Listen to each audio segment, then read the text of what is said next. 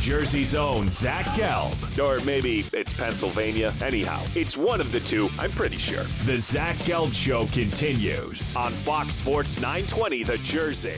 Welcome back in, 418 from the Princeton Orthopedic Associates Studios. This is the Zach Gelb Show, 609-9199-9200. Giants on a bye week, and we get you ready also for the big game on Sunday night between the Eagles and the Dallas Cowboys. Nobody better to do it with than the former New York Giant, the Super Bowl champion, now working with the NFL Network, and a man that I actually did an event with over the summer at the Adorama Street Fair, and that's my good buddy, Shaun O'Hara. Shaun, appreciate a few minutes, and how are you?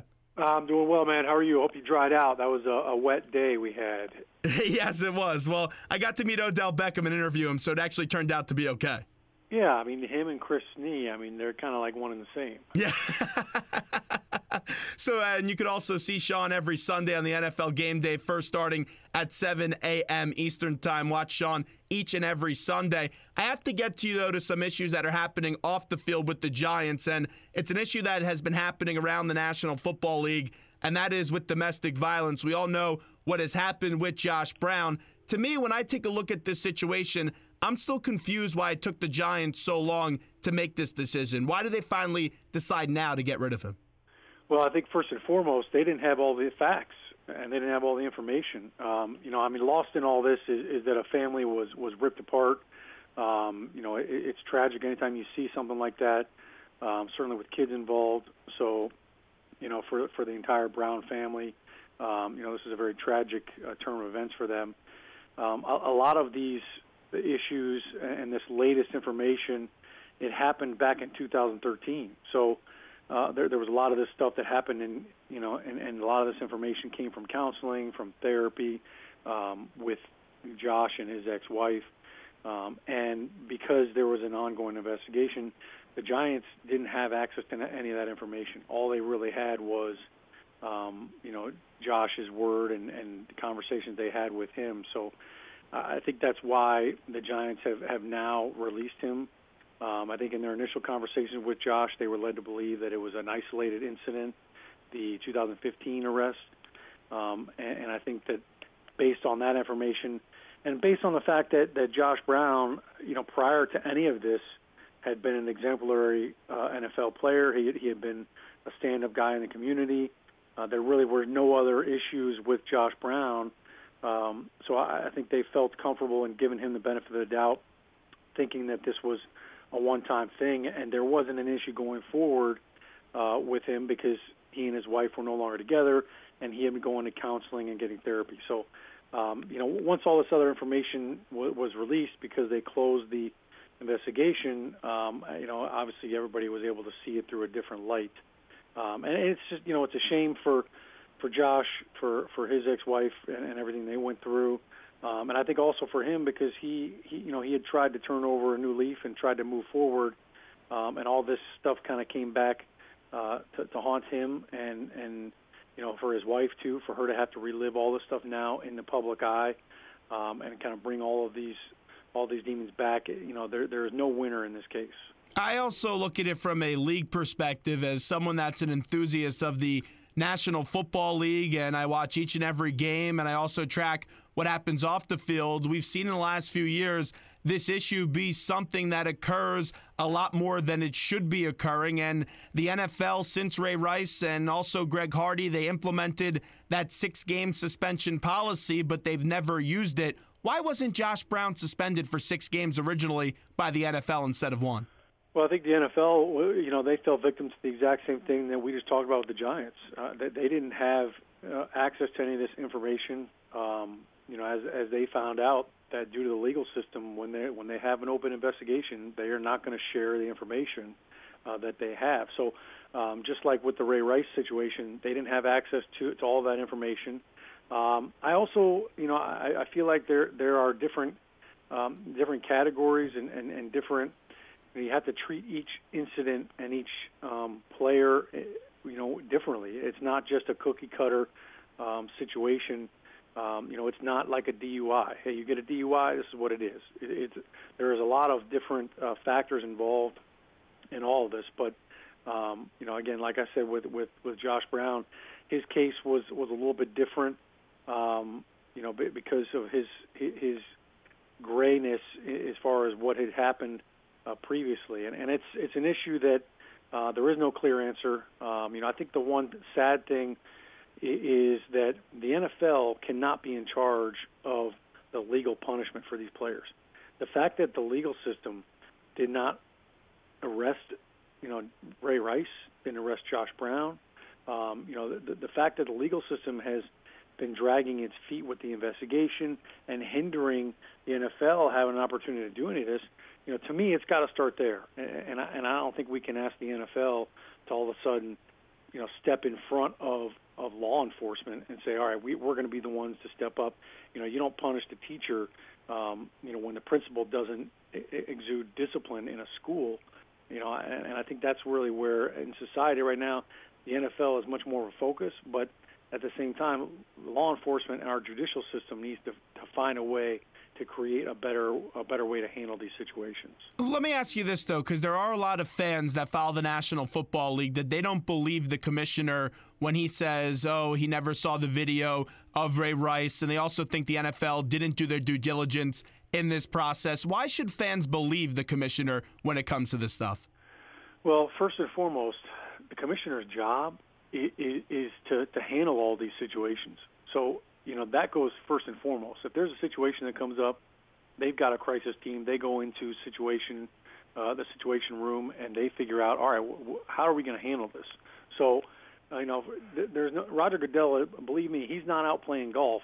He's not getting phone calls and saying, hey, you know what? I'll figure this stuff out tomorrow. I mean, this is what he gets paid to do, and he gets paid rather well. The Ray Rice situation. Again, they were not allowed to see that video because the intervention program that Ray Rice entered himself into basically sealed all of the documents from that night. And the one thing that people forget is the video that TMZ released was a cell phone recording of the actual video that they bought from a disgruntled employee at that casino. So TMZ didn't get a copy of the original video because it was sealed. So it goes back to, all right, people have to understand, if there's an investigation going on for a crime, the NFL, I don't care who you are, you can't ask Roger Goodell to break the rules.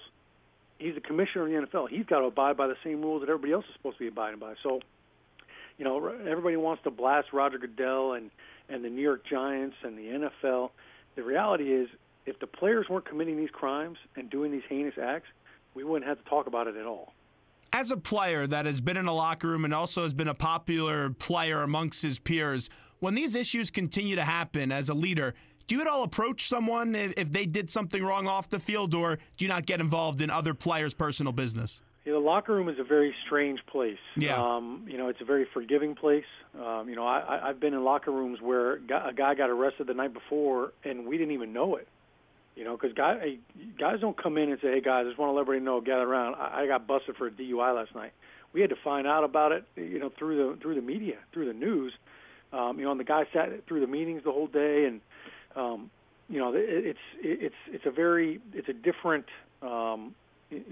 it's a different ecosystem, if you will. I think that for players, the locker room kind of becomes your sanctuary. But I think every team is different. If you have a very close team and you have a good group of veterans, they'll get together and everybody will have a conversation about it. And I think the biggest thing is for everybody just to be on the same page, everybody to have the same information. That way everybody can comment on it accordingly and handle it accordingly. In today's society and with social media, news travels fast and bad news travels faster. So it's something you have to really stay ahead of. It's tough.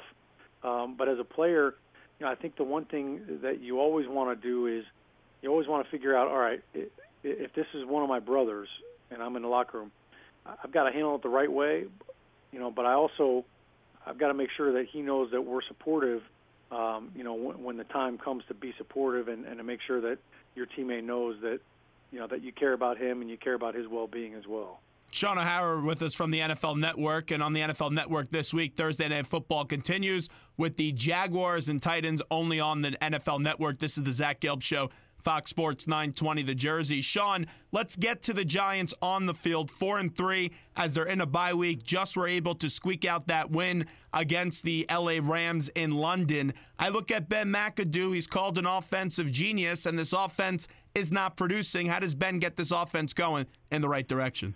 Well, Eli's made this offense look good over the last couple of years, and certainly the success they had last year with scoring 26 points a game. They had the sixth highest scoring offense. That's the reason why Ben McAdoo got the job.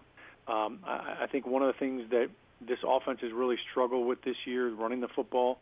They don't even have a fullback on the roster. Last year, at least they did. And I think this offense is completely one-dimensional. When I turn on the film, they're in shotgun way too much. They go no huddle, and there really is not, there's not a lot of creativity, if you will, as far as moving guys around. There's not a lot of play action for defenses to really have to adjust. I turn on film. I watch the Atlanta Falcons. I watch the Philadelphia Eagles, and I watch them come out in 3 tight end sets. I watch them, change personnel and make defenses have to adjust and have to figure out how they're going to play, how they're going to match up.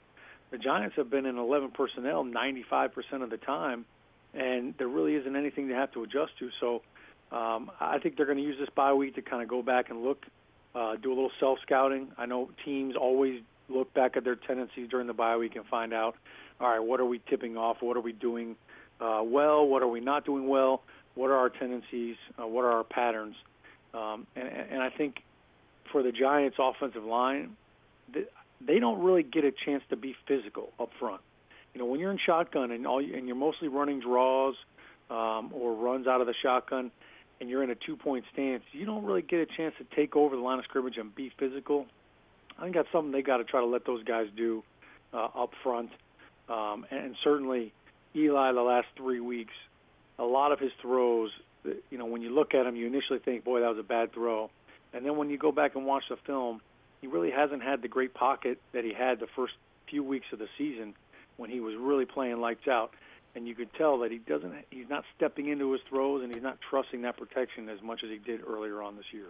There's been some talk about McAdoo giving up his play-calling duties. Should he do that? I don't think he's going to do that. And I think, once you do that, I think now you've kind of lost your handle on the team. And I think play callers, they're all about rhythm too, and he's got to find a way to get into that rhythm.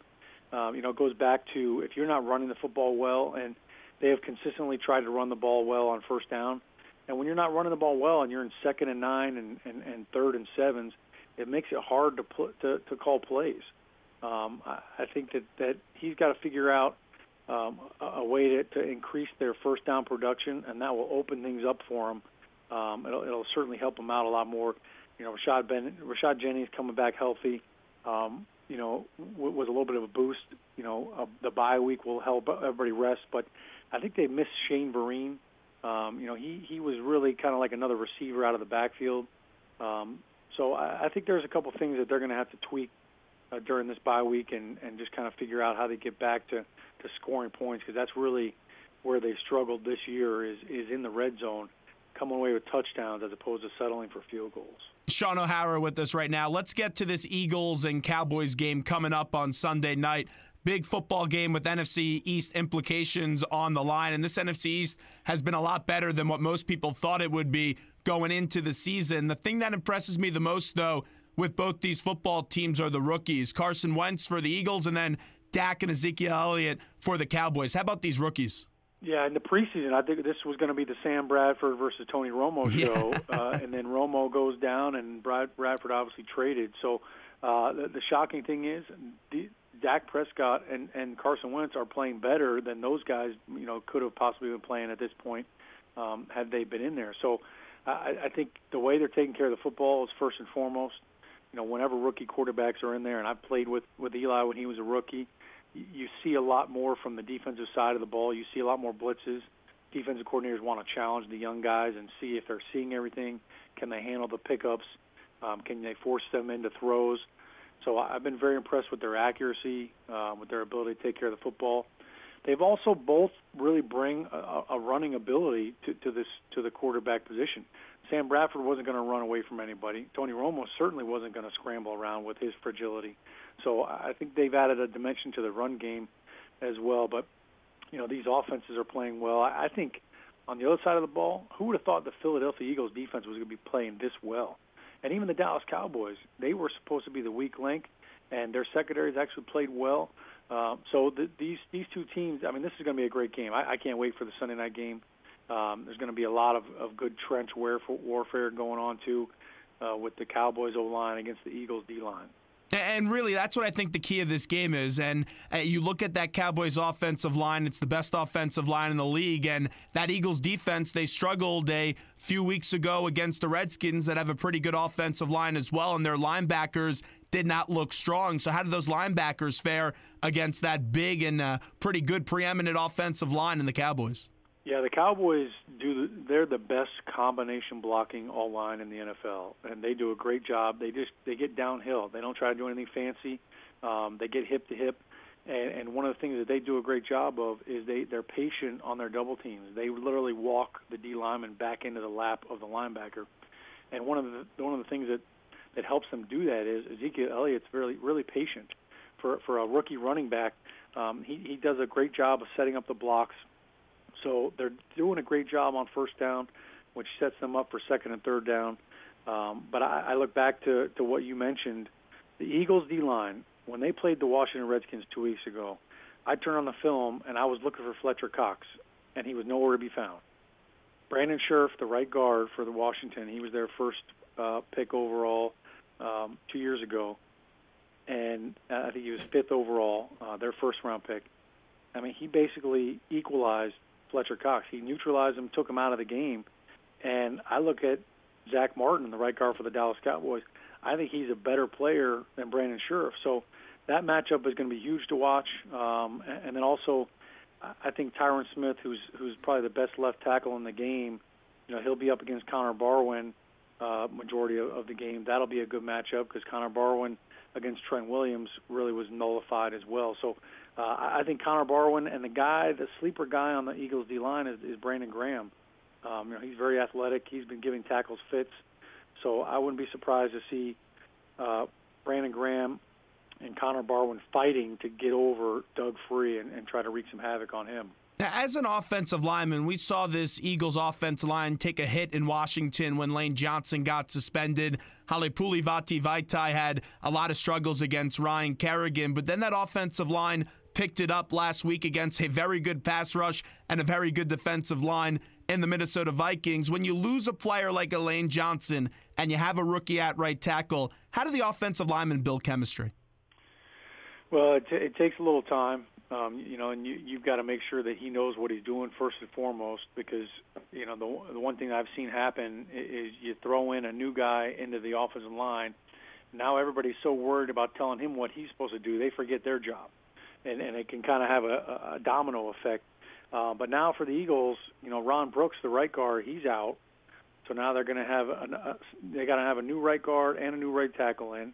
And then Jason Peters left the game last week with a bicep injury. So Matt Tobin had to come in at left tackle. I still don't know if Jason Peters is going to be able to play yet or not.